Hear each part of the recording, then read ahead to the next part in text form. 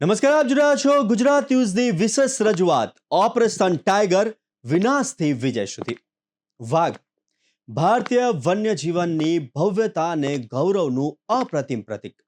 શૌર્ય, સાહસ, સ્ફૂર્તિ અને અસીમ શક્તિનો અદ્ભુત સંગમ.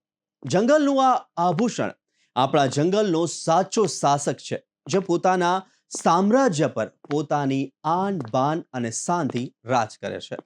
જેનું દિવ્ય તેજ, તીક્ષ્ણ આંખો, પ્રચંડ ગર્જના અને કદાવર કાયા અને રૂઆબદાર ચાલ સૌ કોઈને મંત્રમુગ્ધ કરે છે. તેની અસીમ તાકાત અને ભારતીય વન્ય જીવનમાં તેના મહત્વને ધ્યાનમાં રાખીને જ તેને આપણા રાષ્ટ્રીય પ્રાણીનું બહુમાન મળ્યું છે. પ્રચંડ ગર્જના, કદાવર કાયા અને આંખોમાં અદ્ભુત તેજ. જંગલનો એવો શાસક જે માત્ર પ્રાણી નથી, પરંતુ ભારતના વન્ય જીવનની ઓળખ છે. ભારતનું રાષ્ટ્રીય પ્રાણી વાઘ. દર વર્ષે 29 જુલાઈના રોજ વિશ્વ વાઘ દિવસ ઉજવવામાં આવે છે, જેમાં તેના સંવર્ધન અને સુરક્ષા અંગેની વાત કરવામાં આવે છે. પરંતુ ભારત દેશ માટે ગર્વની વાત એ છે કે આજે વિશ્વના લગભગ 75% વાઘ માત્ર ભારતમાં જ વસે છે. એટલે કે છેલ્લા કેટલાય વર્ષોમાં ભારત દેશે વાઘના સંવર્ધનમાં અભૂતપૂર્વ સફળતા મેળવી છે, જે દર્શાવે છે કે યોગ્ય સંકલ્પ અને કડક સંરક્ષણ નીતિઓથી ગમે તેવી સ્થિતિ બદલી શકાય છે. પર્યાવરણની અંદર દરેક પ્રાણીનું મહત્વ છે. એની અંદર એ નાની કીડી હોય કે હાથી હોય, દરેકનું મહત્વ હોવાથી જ્યારે એની સંખ્યા ઘટે તો પછી ઇકોસિસ્ટમની અંદર ઇમ્બેલેન્સિંગ થાય અને ત્યારે ઘણી બધી પ્રોબ્લેમ થાય છે. એ ના થાય એના માટે દરેક અલગ અલગ પ્રાણીઓના દિવસ મનાવવામાં આવે છે. દિવસ પણ ત્યારે અવેરનેસ ક્રિએટ થાય એના માટે મનાવવામાં આવે છે. કોઈ વસ્તુ જ્યારે એવું લાગે કે ભાઈ આને બાબતમાં અવેરનેસ આપણે પ્રચાર કરવો છે, આ બાબતનું લોકોને જ્ઞાન આપવો છે, તો એનો એક દિવસ ફિક્સ કરે છે. એવી રીતે ઇન્ટરનેશનલ ટાઈગર ડે જે છે 29 તારીખના રોજ ફિક્સ કર્યો છે, જેથી આખા વર્લ્ડ વાઇડ આનો પ્રસાર થાય, લોકોને અવેરનેસ થાય અને ટાઈગરનું કન્ઝર્વેશન થાય. ભારતની અંદર પરિસ્થિતિ ખૂબ જ સારી છે. 70 to 75% વર્લ્ડની જે ટાઈગર પોપ્યુલેશન છે એ ભારત ઇન્ડિયામાં પોતે જે છે આટલી મોટી સંખ્યામાં લગભગ 3682 મીન્સ લગભગ ઓલમોસ્ટ 3700 જેટલા જે છે ટાઈગર્સ આપણે ત્યાં ભારતમાં છે. અને એની અંદર પણ મધ્યપ્રદેશને ટાઈગર સ્ટેટ તરીકે જાહેર કર્યો છે, કેમ કે ત્યાં જંગલોની સંખ્યા ખૂબ સારી છે. અને ટાઈગરને જે પ્રકારના જંગલ જોઈએ, ગ્રીન ડેન્સ ફોરેસ્ટ, જેની અંદર હ્યુમિડિટી રહેતી હોય અને ભેજ ખૂબ પસંદ છે, પાણી ખૂબ પસંદ છે, એ માટે ટાઈગર ત્યાં ગ્રો કરે છે. પછી સાઉથ ઇન્ડિયાની અંદર કર્ણાટક છે, એ સેકન્ડ નંબર પર છે. એવી રીતે બીજા તમિલનાડુ છે, કેરલા છે, પછી જે આસામ છે, દરેક જગ્યાએ બાઘ મળે છે. દરેક જગ્યાના બાઘ અલગ અલગ ટાઈપના છે, મતલબ ટાઈપમાં એમની આદતો અલગ અલગ છે, ખાધી ખોરાકી બી અલગ અલગ છે. જેવો બંગાળનું ટાઈગર માછલી પણ ખાય છે.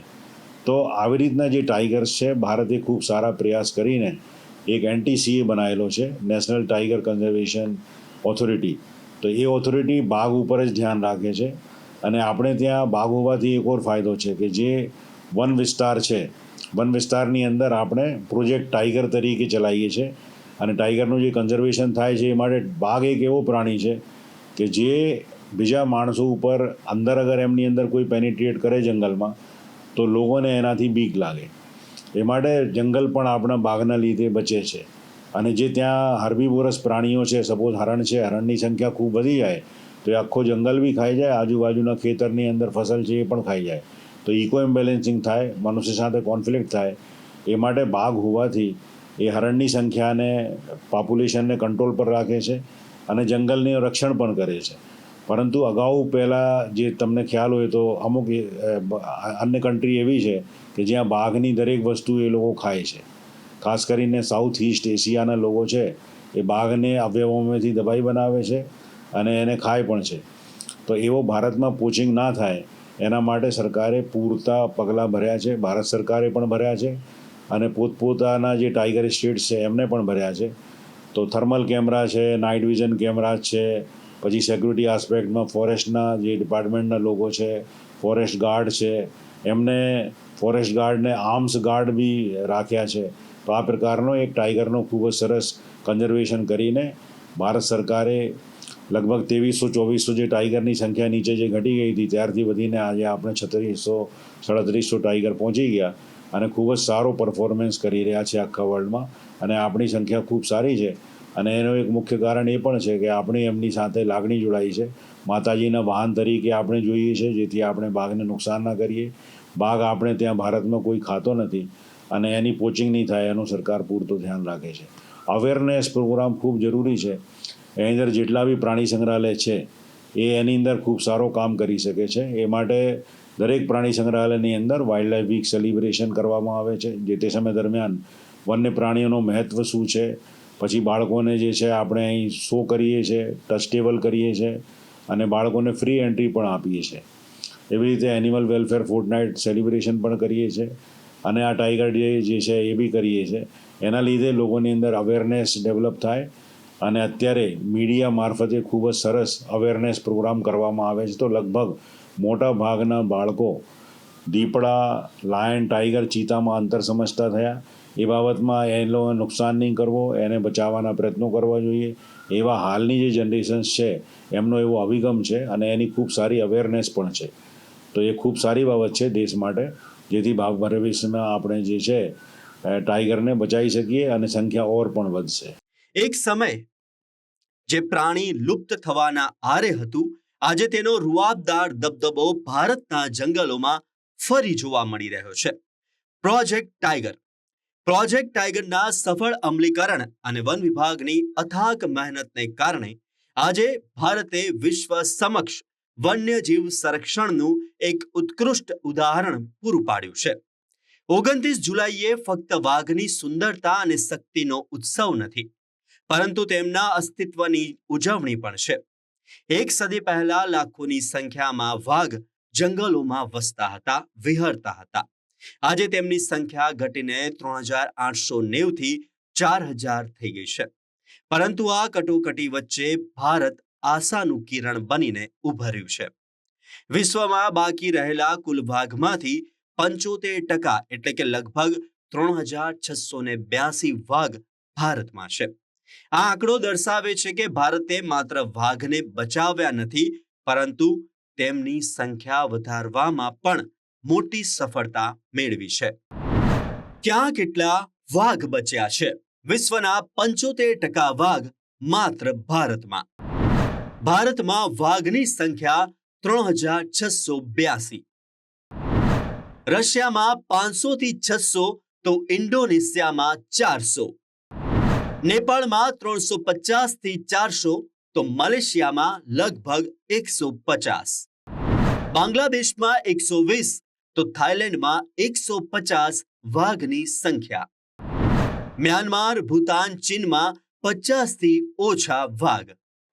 મિત્રો, વાઘના સંરક્ષણ માટે જેટલા ટાઈગર રિઝર્વ છે એની અંદર પ્રોજેક્ટ ટાઈગર દ્વારા એઆઈનું આધારિત મોનિટરિંગ થવું જોઈએ. કેમેરા ટ્રેપ, ડ્રોન સર્વેલન્સ, ઈ પેટ્રોલિંગ અથવા ઈ સર્વેલન્સ અને વાઘના જે ડીએનએ છે એનું વિશ્લેષણ કરી કોરિડોર અને સંરક્ષણ જેવા મહત્ત્વના પગલાં લેવા બહુ જરૂરી છે. અને આની સાથે સાથે લોક ભાગીદારી પણ બહુ જરૂરી છે. અને લોક ભાગીદારીની સાથે ઘણા બધા કાયદાઓ અને નીતિ છે એનું અમલીકરણ એ પણ એટલું જ જરૂરી છે.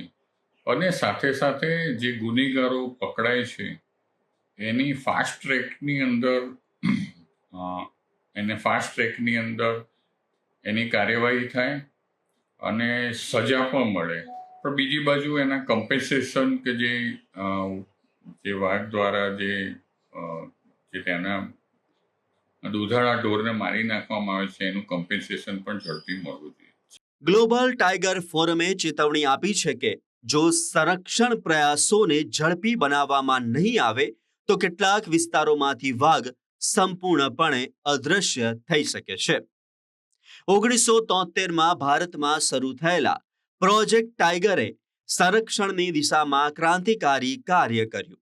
આજે દેશમાં 53 વાઘ અભયારણ્ય છે. 2018ની સરખામણીમાં 2022માં વાઘની સંખ્યા 2967 થી વધીને 3,682 થઈ ગઈ, એટલે કે 24% ઉછાળો.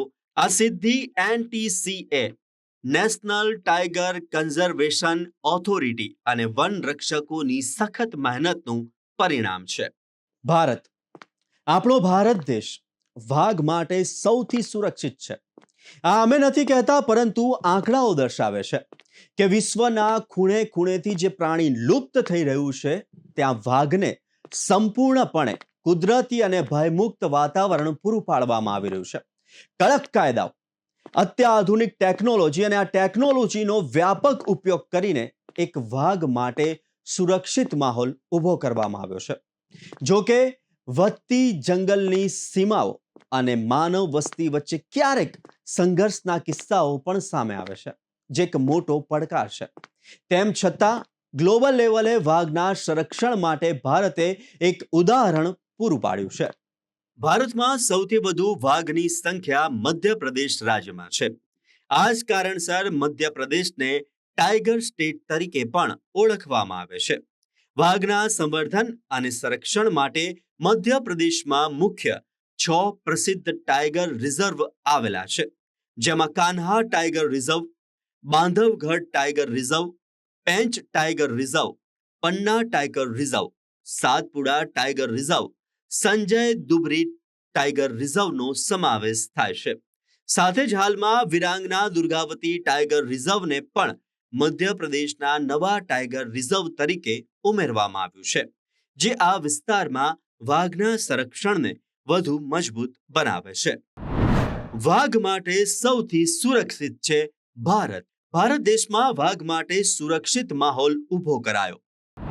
વાઘના સંરક્ષણ માટે ભારતે એક ઉમદા ઉદાહરણ પૂરું પાડ્યું. ભારતમાં સૌથી વધુ વાઘની સંખ્યા મધ્યપ્રદેશ રાજ્યમાં. મધ્યપ્રદેશ રાજ્ય ટાઈગર સ્ટેટ તરીકે પણ ઓળખાય છે. મધ્યપ્રદેશ રાજ્યમાં સૌથી વધુ 785 વાઘ નોંધાયા. વાઘના સંવર્ધન અને સંરક્ષણ માટે 6 પ્રસિદ્ધ ટાઈગર રિઝર્વ. મધ્યપ્રદેશ બાદ વાઘ માટે સૌથી સુરક્ષિત સ્થળ છે દક્ષિણ ભારતનું કર્ણાટક. કર્ણાટકના બંદીપુર અને નાગરહોલેના ઘાટ જંગલોમાં આજે 563 વાઘ મુક્તપણે વિચરણા કરી રહ્યા છે. તો બીજી તરફ હિમાલયની ગોદમાં વસેલું ઉત્તરાખંડ ત્રીજા ક્રમે છે, જ્યાં જીમ કોર્બેટ જેવા વિશાળ પાર્કના કારણે વાઘની સંખ્યા 560 સુધી પહોંચી ગઈ છે. તો આ રેસમાં મહારાષ્ટ્ર પણ પાછળ નથી. તાડોબા અને મેલઘાટના લીધે મહારાષ્ટ્રમાં 444 વાઘ સાથે ચોથું સ્થાન છે, જ્યારે દક્ષિણનું તમિલનાડુ 306 વાઘ સાથે ટોપ 5 રાજ્યોમાં સ્થાન જાળવી રાખવામાં સફળ રહ્યું છે. જો દેશના અન્ય ખૂણાઓ પર નજર કરીએ તો ઉત્તર પૂર્વનું આસામ પોતાના 227 વાઘ સાથે વન્યજીવ પ્રેમીઓ માટે આશાનું કિરણ બન્યું છે. કેરળના પશ્ચિમ ઘાટના જંગલોમાં 213 વાઘ વસવાટ કરે છે, જ્યારે પશ્ચિમ બંગાળના સુપ્રસિદ્ધ અને ખતરનાક ગણાતા સુંદરબનમાં અંદાજે 100 રોયલ બેંગોલ ટાઈગર પોતાની રિયાસત ચલાવે છે. રજવાડાના રાજ્ય રાજસ્થાનમાં રણથંભોરના દ્રશ્યો વચ્ચે 88 વાઘ અને આંધ્રપ્રદેશમાં 84 વાઘ નોંધાયા છે. જો કે મિઝોરમ, નાગાલેન્ડ અને ઝારખંડ જેવા રાજ્યોમાં જંગલો હોવા છતાં વાઘની સંખ્યામાં ભારે ઘટાડો નોંધાયો છે, જેના પર હવે વન વિભાગ ખાસ ઓપરેશન ચલાવી રહ્યું છે. તેમ છતાં સમગ્ર ભારતનો સરવાળો કરીએ તો દેશમાં વાઘની કુલ સંખ્યા 3,682 સુધી પહોંચી ગઈ છે, જે સમગ્ર વિશ્વ માટે એક અદ્ભુત ઉદાહરણ છે. ભારતમાં સૌથી વધુ વાઘ ધરાવતા રાજ્યો. સૌથી વધુ 785 વાઘ સાથે મધ્યપ્રદેશ પ્રથમ ક્રમે. બીજા નંબરે કર્ણાટક આવે છે, જ્યાં 563 વાઘ નોંધાયા છે. ત્રીજા સ્થાને ઉત્તરાખંડ છે, જ્યાં 560 વાઘ વસે છે. ચોથા ક્રમે મહારાષ્ટ્ર આવે છે, જ્યાં વાઘની સંખ્યા 444 છે. પાંચમા સ્થાને તમિલનાડુ, જ્યાં 306 વાઘ નોંધાયા છે. મિઝોરમ, નાગાલેન્ડ, ઝારખંડમાં વાઘની સંખ્યામાં ઘટાડો. ભારતમાં વાઘની કુલ સરેરાશ સંખ્યા 3682 સુધી પહોંચી. ભારતનું આ રાષ્ટ્રીય પ્રાણી ભારતમાં સુરક્ષિત છે, પરંતુ વર્ષો પહેલા સ્થિતિ વિપરીત હતી. શિકાર અને જંગલોના વિનાશને કારણે ભારતમાં વાઘ લુપ્ત થવાના આરે હતા. પરંતુ ભારતના મજબૂત ઇરાદા અને પ્રોજેક્ટ ટાઈગર જેવા અભિયાનોએ ચિત્ર સંપૂર્ણ બદલી દીધું. કડક કાયદાઓ અને અત્યાધુનિક ટેકનોલોજીનો ઉપયોગ કરીને આજે જંગલનું આ ગૌરવ ભારતની શાન બન્યું છે. ઇતિહાસના પાના ઉથલાવીએ તો વાઘના અસ્તિત્વ પર સવાલ હતો. 19મી અને 20મી સદીની શરૂઆતમાં વાઘનો શિકાર કરવો એ રજવાડાઓ અને બ્રિટિશ અફસરો માટે શાન અને રોયલ્ટીનું પ્રતીક ગણાતું હતું. હજારોની સંખ્યામાં વાઘને ગોળીઓથી વીંધી નાખવામાં આવ્યા. પરિણામ એ આવ્યું કે 1970ના દાયકા સુધી પહોંચતા સુધીમાં ભારતમાં વાઘ લુપ્ત થવાના આરે આવીને ઊભા રહી ગયા. 1972માં જ્યારે દેશમાં પહેલીવાર વાઘની ગણતરી કરવાનો પ્રયાસ થયો ત્યારે આંકડો ઘટીને માત્ર 1800ની આસપાસ આવ્યો. આંતરરાષ્ટ્રીય માર્કેટમાં વાઘના ચામડા, દાંત અને હાડકાની કરોડો રૂપિયામાં તસ્કરી થતી હતી. શિકારીઓ જંગલોમાં જાળ પાથરીને બેઠા હતા અને ભારતના જંગલોમાંથી વાઘની ગર્જના ગાયબ થઈ રહી હતી. આ વરવી વાસ્તવિકતાની જાણ થતાં જ સરકાર એક્શન મોડમાં આવી ગઈ. વાઘના સંવર્ધન અને સંરક્ષણ માટે કડક કાયદો બનાવવામાં આવ્યો. વર્ષ 1973માં તત્કાલીન સરકારે પ્રોજેક્ટ ટાઈગરની શરૂઆત કરી. જે પ્રોજેક્ટ માત્ર 9 ટાઈગર રિઝર્વથી શરૂ થયો હતો, તે આજે વધીને 55થી વધુ ટાઈગર રિઝર્વનો વિશાળ નેટવર્ક બની ચૂક્યો છે. કાયદાઓ એટલા કડક કરવામાં આવ્યા કે વાઘનો શિકાર કરવો એ બિનજામીનપાત્ર ગુનો બની ગયો. આજે વાઘની સુરક્ષા માટે જંગલોમાં કમાન્ડો લેવલની સ્પેશિયલ ટાઈગર પ્રોટેક્શન ફોર્સ તૈનાત છે. હવે વાઘની ગણતરી પગના નિશાનથી નહીં પરંતુ સ્ટ્રીપ સ્પેસ નામની artificial intelligence app, drone camera અને હાઈટેક કેમેરા ટ્રેપ દ્વારા થાય છે. જંગલોની વચ્ચે વાઘ માટે સુરક્ષિત ઇકો કોરિડોર બનાવવામાં આવ્યા, જેથી તેઓ એક જંગલમાંથી બીજા જંગલમાં વિના સંકોચ જઈ શકે. આ જ આધુનિક ટેકનોલોજી અને સમર્પણનું પરિણામ છે કે આજે ભારતમાં વાઘ મુક્તપણે શ્વાસ લઈ રહ્યા છે. વાઘ સંરક્ષણ અને સુરક્ષાના પગલાં. સંવર્ધન માટે લેવાયેલા આધુનિક પગલાં. વર્ષ 1973માં શરૂ કરાયો પ્રોજેક્ટ ટાઈગર. પ્રોજેક્ટ હેઠળ શરૂઆતમાં માત્ર 9 ટાઈગર રિઝર્વ હતા. આજે વધીને 55થી વધુ ટાઈગર રિઝર્વ બન્યા. વાઘની ગણતરી અને ટ્રેકિંગ માટે આધુનિક ટેકનોલોજીનો ઉપયોગ. AI આધારિત કેમેરા ટ્રેપ અને ડ્રોન ટેકનોલોજીનો થાય છે ઉપયોગ. જંગલમાં સ્પેશિયલ ટાઈગર પ્રોટેક્શન ફોર્સ તૈનાત. ઇકો કોરિડોર બનાવી વાઘની સુરક્ષામાં વધારો કરાયો.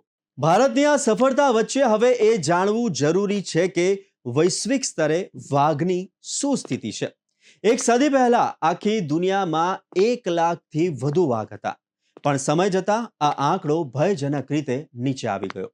વિકાસની આંધળી દોટમાં જંગલનો વારસો વિસરાઈ રહ્યો છે અને વૈશ્વિક નકશા પર વાઘનું અસ્તિત્વ જોખમમાં મુકાયું છે. જો આપણે વૈશ્વિક નકશા પર નજર કરીએ તો વાઘની વાર્તા એક કરુણ ટ્રેજેડી જેવી રહી છે. 100 વર્ષ પહેલા એટલે કે ઈસવીસન 1900ની શરૂઆતમાં સમગ્ર વિશ્વમાં 1 લાખથી વધુ વાઘ એશિયાના જંગલોમાં રાજ કરતા હતા. સાઇબેરિયાના બર્ફીલા મેદાનોથી લઈને ઇન્ડોનેશિયાના ટાપુઓ સુધી વાઘની ગર્જના સંભળાતી હતી.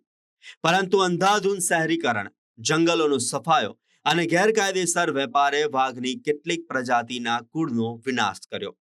વાઘની 9 ઉપપ્રજાતિઓમાંથી 3 પ્રજાતિઓ બાલી ટાઈગર, જાવાન ટાઈગર અને કેપ્સિયન ટાઈગર હંમેશા માટે આ પૃથ્વી પરથી વિલુપ્ત થયા. સ્થિતિ એટલી ખરાબ થઈ ગઈ કે વર્ષ 2010 સુધીમાં આખી દુનિયામાં માત્ર 3200 વાઘ જ બચ્યા અને વિશ્વ સમક્ષ વાઘ સદા માટે ગાયબ થઈ જવાનો મોટો ભય તોળાયો. આ વિનાશને રોકવા માટે વર્ષ 2010માં રશિયાના સેન્ટ પીટર્સબર્ગ ખાતે વિશ્વના 13 દેશો ભેગા થયા આ સમિટમાં એક ઐતિહાસિક સંકલ્પ લેવાયો, TX2 એટલે કે વર્ષ 2022 સુધીમાં પોતાના દેશમાં વાઘની સંખ્યા બમણી કરવી. આ સંકલ્પના પરિણામે આજે વિશ્વમાં વાઘની કુલ સંખ્યા વધીને અંદાજે 5,500 થી વધુ થઈ ગઈ છે. ભારત સિવાય નેપાળ, ભૂતાન અને રશિયાએ આ દિશામાં શ્રેષ્ઠ કામ કર્યું છે.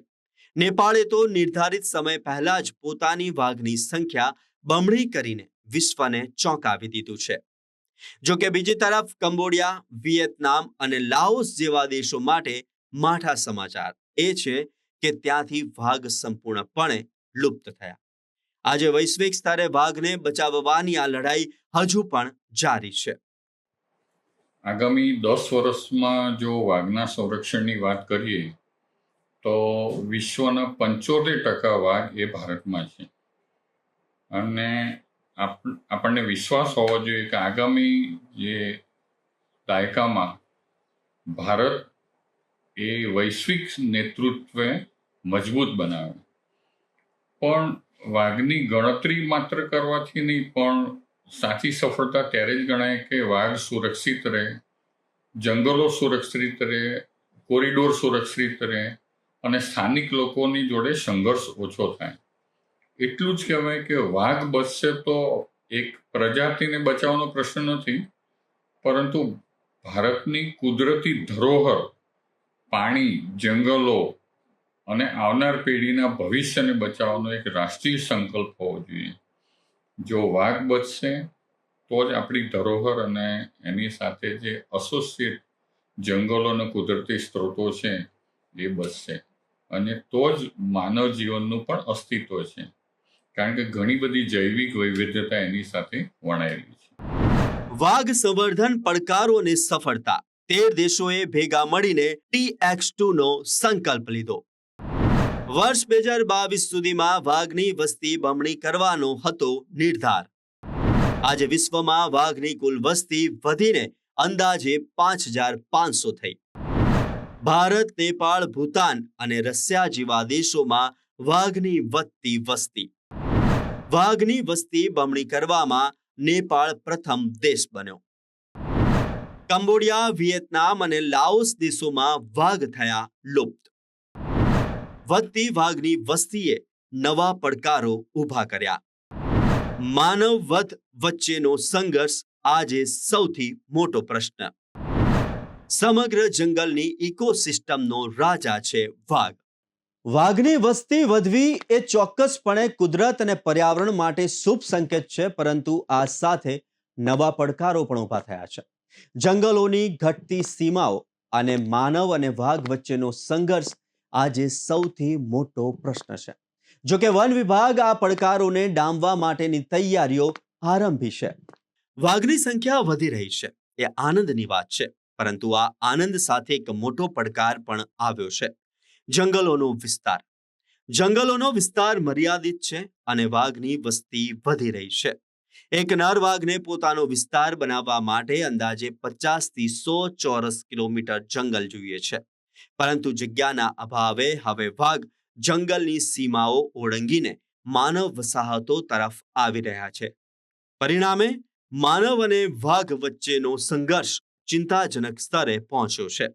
ગામડાઓમાં પશુઓ પર હુમલા અને ક્યારેક ગ્રામજનોના જીવ જોખમમાં મુકાય છે. આ ઉપરાંત હાઈવે, રેલવે ટ્રેક અને ખાણકામને કારણે જંગલો કાપવામાં આવી રહ્યા છે, જેનાથી વાઘના કુદરતી ઘરના ટુકડા થઈ રહ્યા છે.